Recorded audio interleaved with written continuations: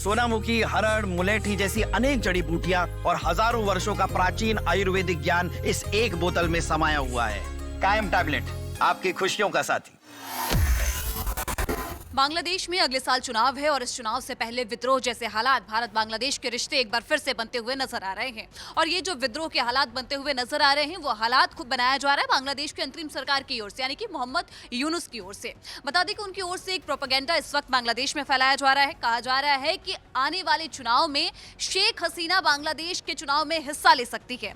इसी को लेकर वहां पर अभी जो माहौल है वो गरमाया हुआ है। क्या है पूरा मामला, जानने के लिए हमारे साथ में पल्लवी मौजूद है। पल्लवी, एक कहा जा रहा है कि शेख हसीना जो है अब बांग्लादेश में आने वाले चुनाव में हिस्सा लेंगी। इसको लेकर अब वहां पे राजनीति गरमाई हुई है। क्या है पूरा मामला? बिल्कुल अंजलि, आपने सही कहा। और ये जिस तरीके का जो ये प्रोपेगेंडा फैलाया जा रहा है बांग्लादेश में, जिसकी वजह से कहीं ना कहीं बांग्लादेश और भारत के रिश्ते जो हैं वो तनावपूर्ण हो रहे हैं। आपको बता दें कि शेख हसीना ने अपनी तरफ से क्लियर कर दिया है कि वो किसी तरीके के चुनाव में पार्टिसिपेट नहीं कर रहे हैं। हालांकि विद्रोह को भड़काने के लिए, विद्रोह बढ़ाने के लिए मोहम्मद यूनुस की जो अंतरिम सरकार है वो पूरी कोशिश में लगी हुई है। उनके जो अपने पार्टी के जो लोग हैं वो भी बांग्लादेश में लगातार भारत के खिलाफ प्रोटेस्ट कर रहे हैं। इसके अलावा आपको बता दें कि ये कोई आकस्मिक घटना नहीं है, ये एक सोची समझी साजिश के तौर पर हो रहा है। रणनीति इसके तहत बनाया गया, उसके बाद जो है इसको प्रयोग किया जा रहा है। दरअसल बांग्लादेश में भारतीय उच्चायुक्त के खिलाफ जो है लगातार प्रदर्शन किया गया है,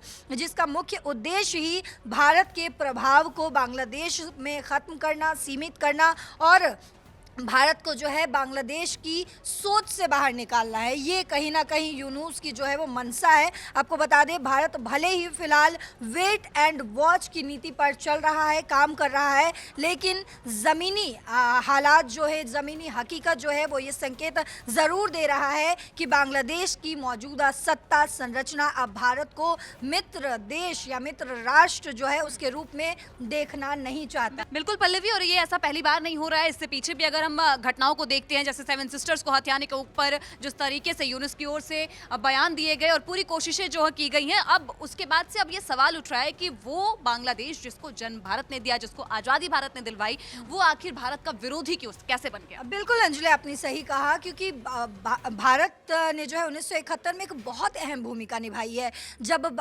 पाकिस्तान, एक पूरा ईस्ट पाकिस्तान और वेस्ट पाकिस्तान था जो टूटकर अब बांग्लादेश बना है, वहाँ के लोगों को बहुत बुरी तरीके से प्रताड़ित किया गया था। इस पर मैंने एक पूरी की पूरी स्टोरी भी बनाई है, आप हमारे चैनल पर वो देख सकते हैं। किस तरीके से बंगाल में जो बंगाली पाकिस्तान का जो बंगाल क्षेत्र है या फिर अभी जो बांग्लादेश बन चुका है, उन लोगों को किस तरीके से मारा जा रहा था, किस तरीके से प्रताड़ित किया जा रहा था।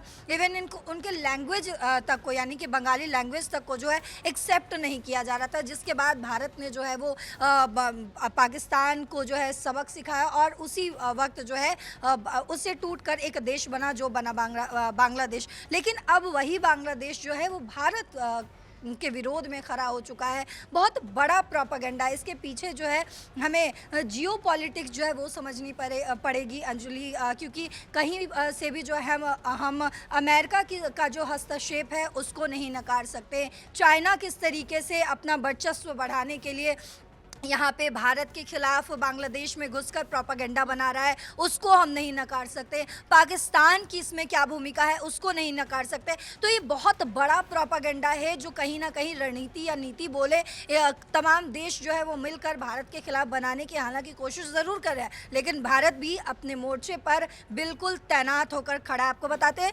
दरअसल बांग्लादेश के गठन के समय ही वहाँ पर भारत विरोधी जो तत्व है या लोग जो है वो मौजूद है। हर जगह नेगेटिव और पॉजिटिव दो पहलू होते हैं अंजलि। तो उस वक्त भी जब बांग्लादेश टूटकर अलग हुआ था पाकिस्तान से, उस वक्त जब बांग्लादेश नया बना था, नया उसका जन्म हुआ था, उस वक्त भी वहाँ पर भारत विरोधी लोग मौजूद थे, लेकिन जिनका वैचारिक सुझाव जो था वो पाकिस्तान की तरफ ज़्यादा था। लेकिन हालांकि शेख हसीना के शासनकाल में उनके पिता मुजीबुर रहमान जब थे उस वक्त भी जो है, क्योंकि भारत ने एक बहुत अहम बड़ी भूमिका निभाई थी, तो वो जो है नियंत्रण में थे, उनको नियंत्रण में रखा गया। भारत बांग्लादेश संबंध उस दौर में रणनीतिक साझेदारी की दिशा में आगे बढ़ा और सुरक्षा सहयोग जो है इन दोनों के बीच काफ़ी मजबूत हुए। लेकिन जब 2024 में शेख हसीना के खिलाफ वहाँ पर विरोध प्रदर्शन हुए और उनको देश छोड़ने पर मजबूर किया गया, तब भारत विरोधी माहौल लगातार जो है उग्र होता हुआ दिखा। ढाका स्थित भारतीय उच्च योग पर हिंसक भीड़ का हमला उसी कड़ी का एक हिस्सा है। आशंका ये भी है कि आने वाले दिनों में और भी स्थिति जो है वो बिगड़ सकती है और गंभीर हो सकती है, जहां भारतीय राजनयिक प्रतिष्ठानों को सीधे सीधे तौर पर निशाना बनाया जा सकता है। क्योंकि मौजूदा यूनुस प्रशासन पर भी ये आरोप लग रहा है कि वो इस हिंसक भीड़ को अप्रत्यक्ष संरक्षण दे रहा है। लेकिन अब यहाँ पे सवाल पल्लवी ये आता है कि भारत विरोधी साजिश की आप बात कर रही हैं लगातार, आखिर इस साजिश के पीछे है कौन? बिल्कुल अंजलि, आपने एक बहुत अहम सवाल इसमें पूछा है, तो ये हमें जानना बेहद ज़रूरी है कि आखिर भारत के खिलाफ जो विरोध हो रहे हैं बांग्लादेश में, उसके पीछे कौन कौन मौजूद है। अभी हमने बात की थी जियोपॉलिटिक्स की, तो उसके बारे में भी समझेंगे। दरअसल इस विरोध में सिर्फ एक देश या सिर्फ यूनुस की सरकार नहीं है, बल्कि इसमें तमाम जिस मैंने पाकिस्तान का जिक्र किया, जिस अमेरिका का जिक्र किया, जिस चाइना का जिक्र किया, ये तमाम देश जो है उनकी संलिप्तता है और उसको हम नज़रअंदाज नहीं कर सकते हैं। दरअसल पाकिस्तान और चीन लंबे समय से बांग्लादेश में अपनी पकड़ मजबूत करने की कोशिश में है, लेकिन शेख हसीना सरकार और भारत के साथ जो मजबूत संबंध हैं, उसके चलते उनके प्रयास जो है अभी तक विफल रहे, या यूँ कह सकते हैं कि बहुत स्ट्रॉन्ग तौर पर सामने खुलकर नहीं आ सके। स्थिति तब बदली जब बांग्लादेश में अमेरिकी दिलचस्पी जो है वो खुलकर सामने आ गए। 2024 जुलाई और अगस्त के महीने की अगर हम बात करें तो उस वक्त छात्र आंदोलनों के नाम पर जो है ये लगातार घटना शुरू हुई थी। उसने सत्ता परिवर्तन का रास्ता खोला जब शेख हसीना को बांग्लादेश छोड़ना पड़ा। इस पूरे घटनाक्रम में अमेरिकी डीप स्टेट की भूमिका को हम बिल्कुल भी नज़रअंदाज नहीं कर सकते। अमेरिकी विदेश नीति तंत्र से जुड़े तत्वों ने शेख हसीना सरकार पर दबाव बनाया और सत्ता परिवर्तन की स्थिति जो है वो पैदा कर दी। शेख हसीना के हटने के बाद अमेरिकी हितों के अनुरूप एक स्वीकार्य चेहरा सामने लाया गया, जो है मोहम्मद यूनुस का चेहरा, और कैसे उसने जो है अपने केंद्र में उसको स्थापित किया गया। यूनुस की निकटता जो है क्लिंटन फाउंडेशन और जॉर्ज सोरस जैसे वैश्विक प्रभावशाली नेटवर्क से भी है, ये भी जो है बातें सामने आई है। इसके अलावा सत्ता संभालते ही उनके नेतृत्व में बांग्लादेश ने भारत से दूरी बनानी शुरू कर दी।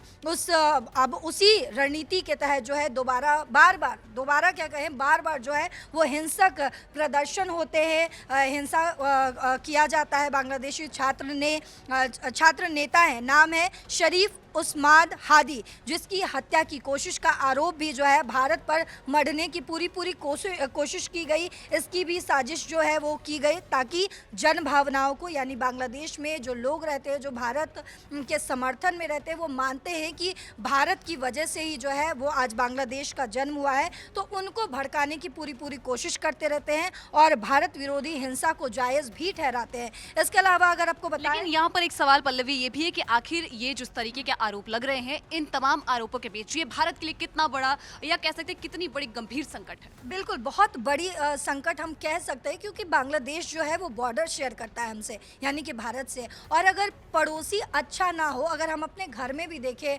अंजलि, तो अगर हमारा पड़ोसी अच्छा ना हो तो कहीं ना कहीं हमारे घर का भी माहौल जो है वो खराब होता ही है। तो अगर हम भारत की बात करें तो अगर हमारा पड़ोसी यानी कि बांग्लादेश जो है वो अच्छा रहेगा तो हमारे देश की उन्नति होगी, उनके देश की उन्नति होगी। लेकिन जिस तरीके से अभी बांग्लादेश जो है वो रिएक्ट कर रहा है, कहीं ना कहीं उसमें प्रभाव जो है वो अमेरिका का तो रहा ही है, पाकिस्तान का रहा है, तो इस वजह से अब ये एक बड़ी चुनौती के तौर पर भारत के सामने आ रहा है। दरअसल वर्तमान में बांग्लादेश राजनीतिक रूप से अस्थिर है, वहाँ पे हर दिन विरोध प्रदर्शन हो रहे हैं, सुरक्षा तंत्र जो है वो कमज़ोर पड़ चुका है और इस्लामिक कट्टरपंथी समूह फिर से सक्रिय होते हुए दिख रहे हैं। इन समूहों को अमेरिकी डीप स्टेट की रणनीतिक अनदेखी और पाकिस्तान की मौके का फ़ायदा उठाने वाली नीति से लगातार बल मिल रहा है। भारत विरोधी नैरेटिव जो है अब वहाँ पर छिप नहीं रहा है, लगातार खोलकर सामने आ रहा है। बांग्लादेश, चीन और अमेरिका की भू राजनीतिक प्रतिस्पर्धा जो है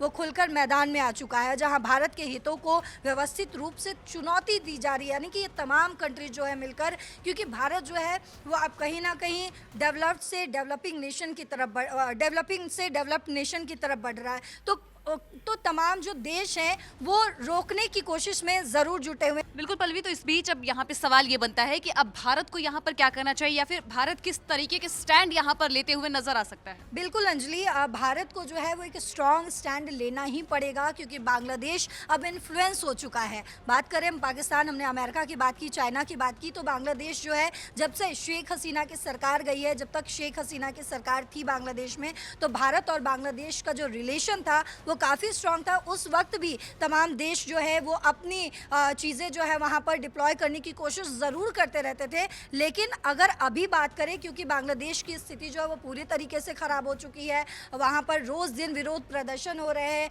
बांग्लादेश की जो अंतरिम सरकार है वो भारत के 7 सिस्टर्स चिकन नेक पर लगातार हमला करने की कोशिश कर रहे हैं। इससे पहले भी चाइना में उन्होंने ये साजिश रची थी। अभी भी बांग्लादेश के एक नेता हैं, उन्होंने जो है ये धमकी दी है भारत को। लेकिन अब जो है भारत को एक कड़ा स्टैंड लेना ही पड़ेगा, क्योंकि ये ज़रूरी हो चुका है भारत के लिए। तो भारत को क्या करना चाहिए वो भी हम आपको बताते हैं।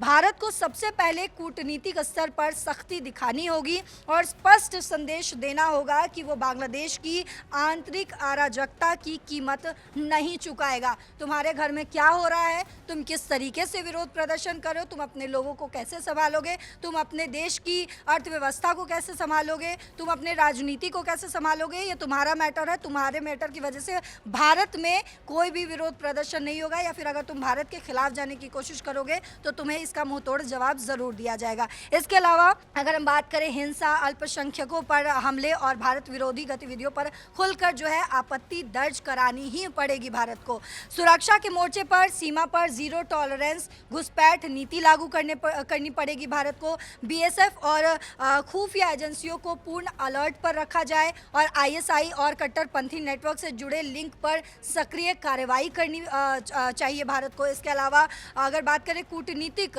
केवल यूनुस प्रशासन तक सीमित ना रहे। बांग्लादेशी सेना, प्रशासन, सामाजिक नेतृत्व और विपक्ष सभी से समानांतर संवाद जो है वो लगातार कायम किया जाना चाहिए। अंतर्राष्ट्रीय मंचों पर भारत को स्पष्ट नैरेटिव रखना पड़ेगा। अमेरिका और पश्चिमी देशों से ये सवाल भी पूछा जाना चाहिए कि क्या दक्षिण एशिया में अस्थिरता उनके हित में है। बिम्स्टेक की बात करें या एसन और क्वाड जैसे मंचों पर इस मुद्दे पर मजबूती से जो है वो बातों को उठाना पड़ेगा। भारत को ना भावुक होना है, ना तत्कालिक प्रतिक्रिया देनी है, बल्कि ठंडे दिमाग से, जिस तरीके से भारत जो हमेशा जवाब देता आया है, बहुत सोच समझकर जो है निर्णायक कदम उठाने पड़ेंगे।